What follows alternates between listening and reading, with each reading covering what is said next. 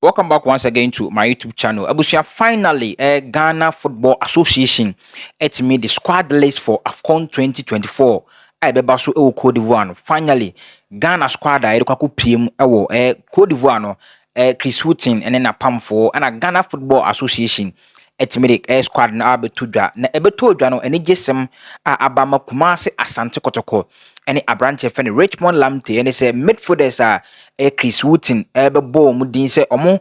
ka squad no ho momo de akoko piem AFCON 2024 Cote d'Ivoire. Now Richmond Lamptey edin eka sa squad no ene sa news beto dwa idea abusia na ene gesem na ade aba erema Kumasi Asante Kotoko bobuko no ana as well as Richmond Lamptey na abusia embra na Chris Wooten ebobo players ometimi do mane achem Cote d'Ivoire no motimi eden akọ sipene na akọ jepene asi akan edema Ghana AFCON 2024 no ebra na Chris Wooten ebobo players ni di no the way Kumasi Asante Kotoko players na nyina asita mu chuku no mu nyina TV ho no mu tie players na Chris Wooten ebobo mu din na enije sema abusun epim won se abra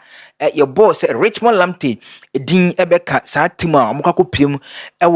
Cote d'Ivoire na busu enije a Kumasi Asante Kotoko players no enyaye at the moment na ye mention abrante friend Richmond Lamptey say AFCON 2024 no ono nso ekako piem bi esna kan edama Ghana abusu na enya agrokra Elisha Ose Richmond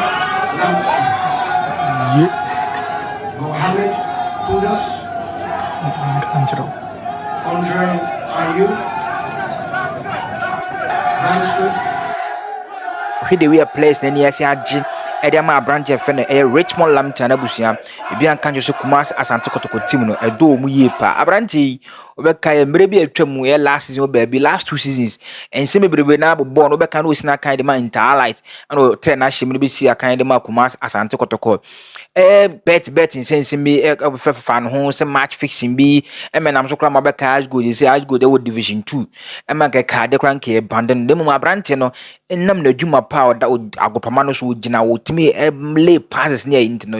ene nyankopon so eden ama ni hire so ato agu no so 2024 AFCON na ye kone de abrante friend Richmond Lamptey enso beka midfielders no wo team a Ghana edi piem AFCON 2024 Cote d'Ivoire na goalkeepers no miensa Richard Ofori Joseph Wallacott ana Lawrence Atizigi goalkeepers miensa ana Chris Wooten etimi anemu omomu etimi APM AFCON 2024 Cote d'Ivoire defenders no Alidu Siedu, Dennis Odoy, Kingsley, Gideon Mensah, Abdul Fattah Hamid mu eka ho, Nicholas Opoku, Daniel Amate, Salisu Mohammed, and Alexander Jeku, omo na the defenders Chris Wooten, etimi etonensa ede from ohwe midfielders na Baba Idrisu, yes, Abranti o ya di pa, Elisha Uzu, Abdul Samid, Richmond Lamptey, yes, very own Richmond Lamptey, Kumasi Asante Kotoko, the Niba Akono, Majid Ashmeru, yes, Mohammed Kudus, season one also from ye pa, Andre Ayew,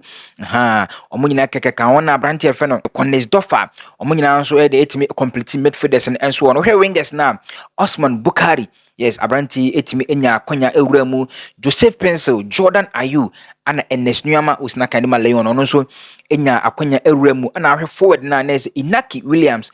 Antoine Semenyo ana Jonathan Soa, Emranti netimi ana se Chris Wooten en na pam for tennis no matimi anemu omo a omodo mo ekwaku prim AFCON 2024 ayehwe se nyankopon bebo na Ghana akọ for gold enso ohon this local league ebon the players too and Chris Wooten etimi nemu Jonathan Soa and Richmond Lamptey any J de Abama Kumasi Asante Kotoko and Richmond Lamptey so season Abranti modemo eso ani ye pa baka ni game against House of Folk ho ana den penifo shy say Abranti bobo eso ani ntine Ghana Blaster team ne de anye bia kwa Richmond Lamptey so otimi wura sa team ne yes penifo so ayasopa etie anemu Abranti fan Richmond Lamptey so omra meka team no ho no mon konkosi akan the AFCON 2024 Cote d'Ivoire eno beboa ama ne market value no abusua akosoro ye pa Abranti koba yes obinya sika gun botum ana nkese transfer crown so bankra na obinya big team bi akosi akan eno beboa ama Richmond Lamptey so ne profile na the abusua mu ayidu ye pa me ho adwenkyere comment section honum se call up your head abusuo ma freni empenifo e freni no e de na e de akotena bench anampo omo e de na ekọ amana hɔ akɔbɔ because ohwe midfielders e wo ya Baba Idris mu Eliasu Elisha Usumu Samedemo Majida Shimeru no makeke kan Jordan Ikodus mu ne makeke no Richmond Lamptey Ewratim mu obetimi abobi eten omu bebrebe ntin we hope say Chris Wooten the anemu Richmond Lamptey on fa no enkontena bench ne mum or then be squad there's a mad day squad no wetimi den anya akensi ni bi asisi de be man proof anu ayedu ye so mamu adwen kire se mpanifo na anemu Richmond Lamptey so be ne kotena bench na afcon obenya bi den abo afili aha Conte Dalem official YouTube channel unsubscribe here kindly subscribe and also turn on the notification button. Yeah.